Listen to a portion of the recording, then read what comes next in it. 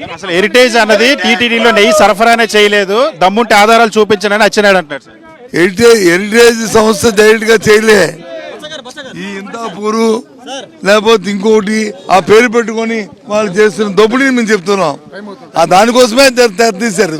ఆ దోపిడీ కోసమే లేకపోతే 300 రూపాయలు ఉన్న నెయ్యిని ఒకేసారి వచ్చాడు అమాంతంగా 6 నెలలు 700 రూపాయలు చేశారంటే ఏ రకంగా ఏమని అనుకోవచ్చా?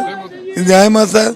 దేవుడి తప్పు ప్రధానంలో దేవుడిని కొలిచి వారికి ఇచ్చిన దానాలు వచ్చి ఈ రకంగా దుర్యోగం చేసి ఈ రకంగా దోపిడీ చేయడం మీద ఎంతవరకు సంబంధించింది సార్? దేవుడిని ఎవరు చూస్తాడు, దేవుడిని చూస్తాడు కాదండి. నిన్న హౌస్ లో వాళ్ళు వచ్చి దీని వ్యక్తి నిన్న హౌస్ లో చేసి ఒప్పుకొని మళ్ళీ గొడవ దిగారు. ఎందుకు యూటర్న్ తీసుకుని ఎందుకు చర్చికి రాలేదు అది మేము అడుగుతుంది. రమ్మండి చర్చికి వస్తే తెలిసే కదా, వాస్తవాలు తెలిస్తే కదా, ప్రజలందరూ చూస్తారు కదా. వారి మాటలు వింటారు, మా మాటలు వింటారు, అందరి మాటలు వింటారు. ప్రజలంత అమాయకం కాదు కదా.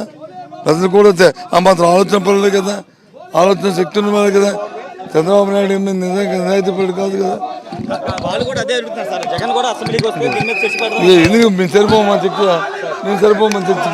మేము అందరం ఇంతమంది సభ్యులం కాదా? శాసనమండలిలో చర్చ చేయకూడదా? చేయమనండి.